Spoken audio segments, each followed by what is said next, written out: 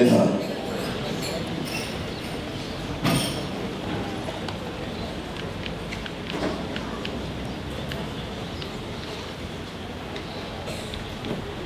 Sekian, Assalamualaikum warahmatullahi wabarakatuh.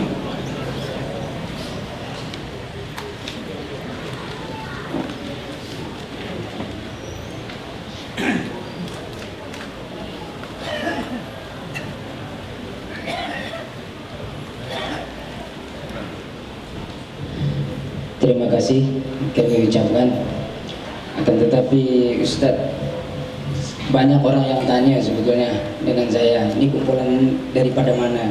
Jadi mungkin boleh perkenalkan terlebih dahulu biar jamaah tahu. Boleh? Assalamualaikum warahmatullahi wabarakatuh. Kami sebenarnya murid-murid Ustaz T.M. Fauzi. Kami daripada kumpulan Hadra Ustaz T.M. Fauzi. Setiap bulan kami adakan majlis Rasulullah sallallahu alaihi wasallam yang juga turut dihadir oleh Ustaz Nuzhan, Ustaz Zahid dan banyak lagi guru-guru kita di Masjid An-Nahdah di Bishan. Nah, semalam baru kita habis satu majlis, alhamdulillah dihadiri lebih kurang dalam 5,000 orang. Jadi bagi mereka-mereka yang ingin mendengar kasidah-kasidah ini, insya-Allah besok sebenarnya tadi kita di Stadium Chua Chu Kang buat persembahan, terus lantas datang sini. InsyaAllah besok di Masjid Sultan pagi bersama Ustaz Hasbi ini semua. Jadi bagi saya mohon kepada semua untuk kita terus berselawat kepada junjungan kita Nabi besar Muhammad sallallahu alaihi wasallam. Sekian, terima kasih.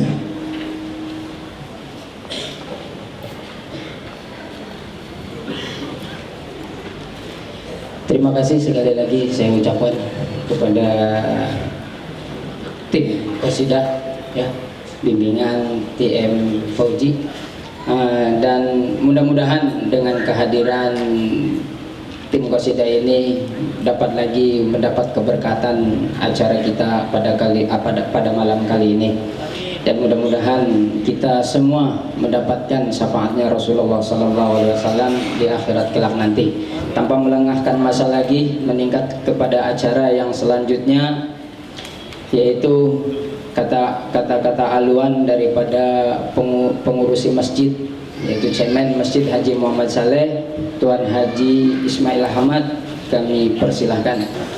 Yang saya muliakan pengurusi MAEC Kuala Mai, Cik Ismail Kancil, Al-Ustaz Muhammad Nuzhan, pensyarah kita malam ini, serta sekalian ahli pertubuhan umat Islam Kilang Baru, hadirin hadirat yang dikasihi, Assalamualaikum warahmatullahi taala wabarakatuh.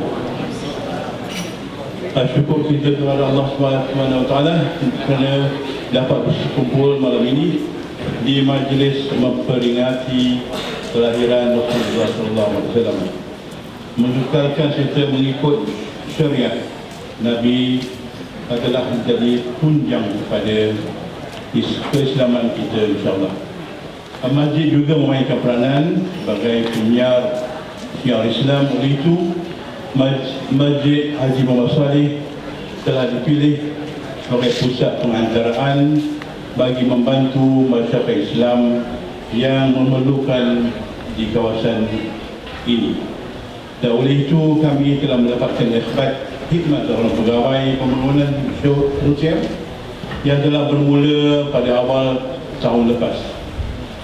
Ramai keluarga serta para penerima zakat telah kami lawati oleh pegawai khidmat kami, dan berbagai keperluan telah kita dapatkan. Kami juga memerlukan sokongan dari masyarakat kawasan ini selaku relawan atau pembimbing, befriender bagi keluarga yang memerlukan, bagi memantau dan mendapatkan maklum balas yang berterusan. Tugas kami seterusnya adalah untuk memasjidkan masyarakat. Dan beberapa program majlis syarahan telah kami atur sepanjang tahun ini. Antaranya ialah pada Sabtu ini bertempat di Masjid Haji Muhammad Saleh akan berlangsung syarahan. Kemudian pada hujung Februari, bertarikh 23 Februari, satu majlis syarahan juga akan diadakan sempena Maulidul Rasul. Dan kami ingin memberitahu bahawa Masjid Haji Muhammad Saleh akan menjalani peningkatan dan ubah suai bermula bulan ini. Dan menjejas ia tidak akan menjejas kegiatan harian kami, insyaAllah. Sebuah lift akan dibina hingga ke tingkat 4 bangunan masjid bagi membantu dan memenuhi hasrat warga emas kita, insyaAllah. Saya tidak memanjangkan ucapan ini dan saya ucapkan wabillahi taufiq wal hidayah. Wassalamualaikum warahmatullahi taala wabarakatuh. Terima kasih.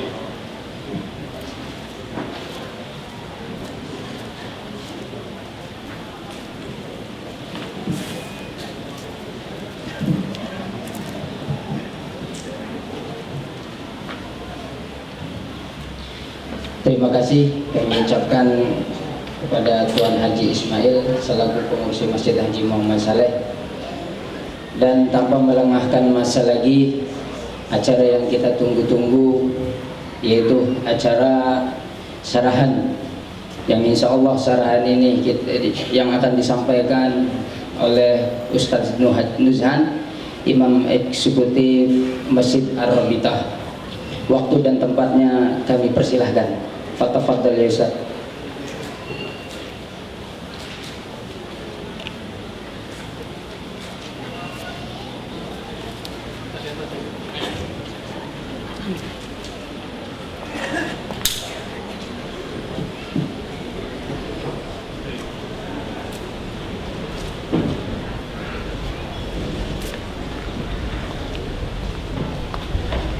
Bismillahirrahmanirrahim. Alhamdulillah wassalatu wassalamu ala Rasulillah Nabiyyina Muhammad ibn Abdullah sallallahu alaihi wa alihi wa ashabihi wa dhurriyyatihi wa ahli baitihi ajma'in wa sallim tasliman katsira, amma ba'd. Subhanaka la ilma lana illa ma 'allamtana innaka antal alimul hakim. Rabbi shrah li sadri wa yassir li amri wa hlul 'uqdatam min lisani yafqahu qawli, amma ba'd. Yang dimuliakan pengerusi Masjid Haji Muhammad Saleh, Tuan Ismail, naib pengerusi Tuan Harun, macam Tuan Ismail Harun pula kena pula. Yang dikasihi para asatiz Al-Fadil, Ustaz Rahmani dan juga Ustaz Abdul Salam, Muslimin Muslimah rahimakumullah. Assalamualaikum warahmatullahi wabarakatuh. Masya Allah, semangat betul orang-orang Bunkeng menjawab salam ni. Tabarakallah. Agaknya banyak makan sup kambing tak? Rahsianya. Alhamdulillah. Kita bersyukur pada Allah, tuan-tuan. Kita pada malam ini sepatutnya boleh aja kita duduk rehat-rehat dekat rumah dengan keluarga, nonton televisyen, ya, santai-santai. Tapi Allah pilih kita untuk berada bersama-sama, bermasyarakat, bersilaturahmi. Jangan kita kira bila kita duduk bersama-sama dengan sesama masyarakat, beri senyuman, beri salam, beri baik sangka, menuntut ilmu, Allah Subhanahu Wa Taala tak pandang. Sedangkan kita komo-komo pusing ke kiri sahaja, Allah menilai dengan kebaikan. Apatah lagi kalau kita bertemu sesama umat Islam. Jadi tuan-tuan rahimakumullah, sebelum kita melanjutkan perbincangan kita, saya suka nak cerita tentang masyarakat. Kenapa perlu kita bermasyarakat? Itu persoalan pertama dulu. Tak bolehkah aku pergi kerja, balik kerja, buat hal aku sendiri, tak ganggu orang, tak tunaikan semua perintah Allah, balik lagi tiba-tiba mati, dah habis? Boleh tak? Kenapa aku mesti nak kena campur? Pula tu bukan campur masyarakat Islam aja, masyarakat berbilang bangsa, leceh betul lah. Tuan-tuan, pertama sekali saya nak tanya, Nabiullah Adam alaihissalam di syurga itu, yang segala nikmat ada di syurga, yang apa sahaja engkau inginkan Allah berikan, Itu pun kalau orang Indonesia cakap apa ya, nggak kerasan Ustaz Rahmani ya, nggak kerasan Nabi Adam itu di syurga sendirian. Lantasan itu dicipta Sayyidatina Hawa. Kalau kita tinjau baginda Rasulullah SAW pun, beliau bukan seorang Nabi yang hanya duduk sendiri sahaja, tidak. Tapi baginda adalah An-Nabi alladhi yamshi fil aswaq. Nabi SAW adalah Nabi yang berjalan di pasar. Contoh ni lah, pergi kedai, balik kedai, pergi kerja, balik kerja dan sebagainya. Yang bercampur antara masyarakat. Kalau kita duduk seorang-seorang, tak boleh. Hidup ni tak boleh duduk seorang-seorang. Cuba bayangkan ya, ni kalau saya syarahan datang seorang-seorang. Saya duduk kat sini beri syarahan, saya beri salam seorang-seorang. Siapa nak jawab?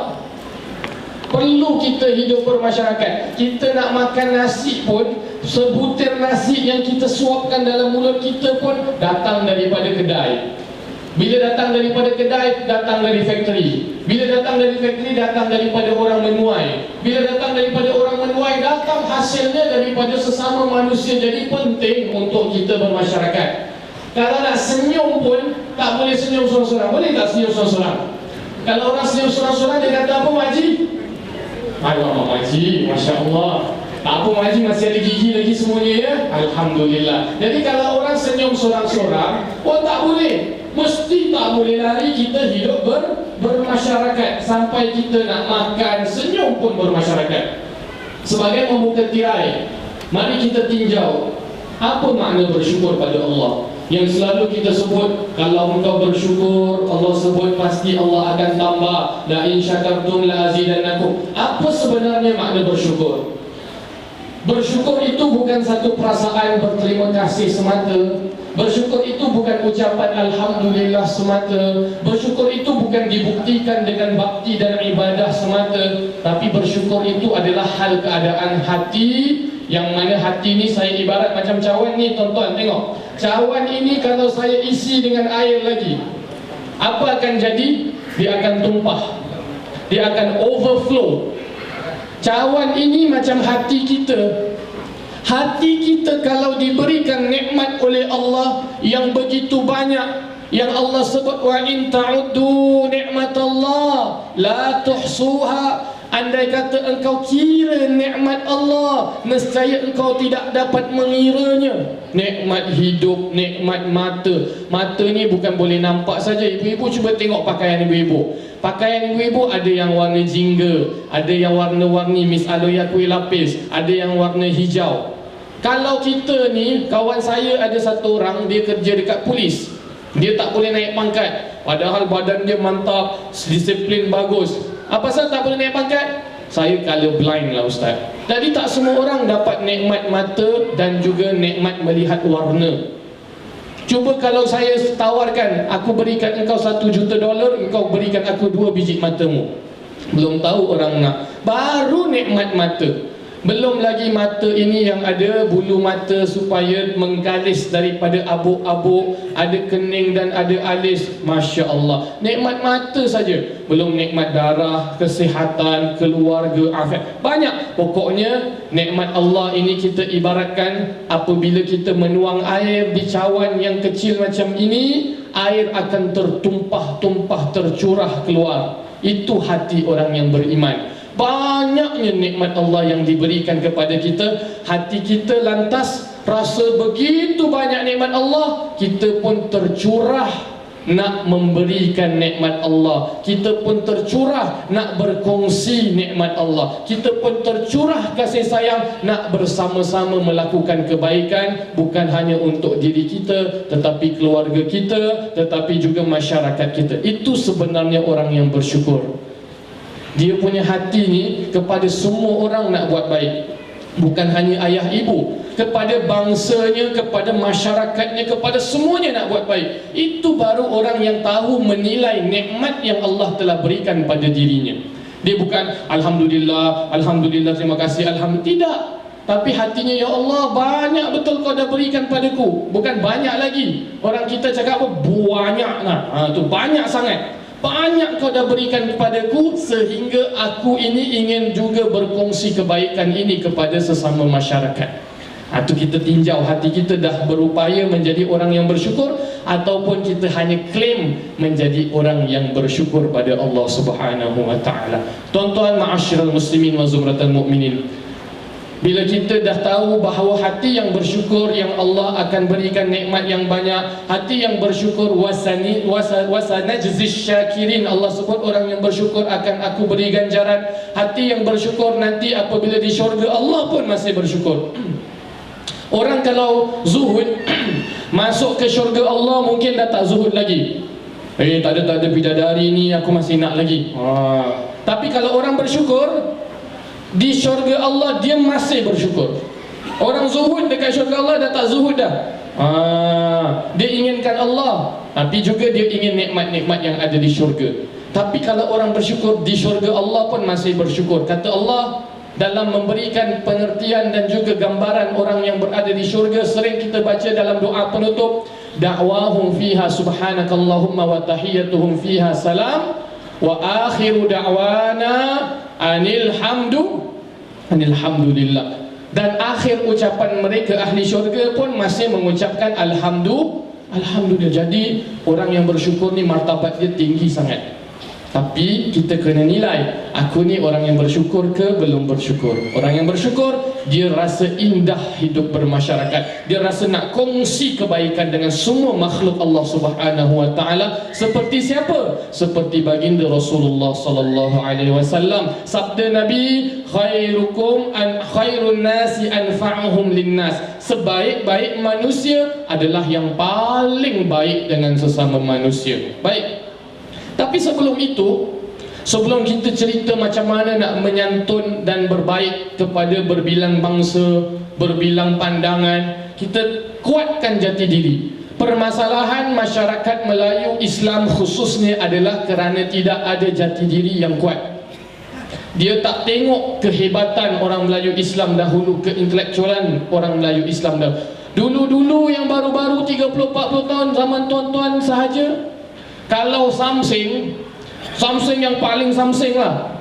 Tapi kalau dia balik rumah mengaji, dia nombor satu. Suara dia paling kuat kalau marhaban. Tapi yang paling Samsung pun dia juga. Tapi yang paling hormat ibu bapa, orang tua pun dia. Kalau zaman sekarang bukan Samsung juga, Samsung tai minyak orang kata, tapi ngaji pun tak tahu, solat pun tak tahu, hormat ibu bapa tak tahu. Jadi jati diri perlu dikuatkan, baru dia tahu menilai masyarakatnya, insya-Allah. Jadi baginda Nabi SAW berpesan dan juga para ulama kita berpesan, ada beberapa perkara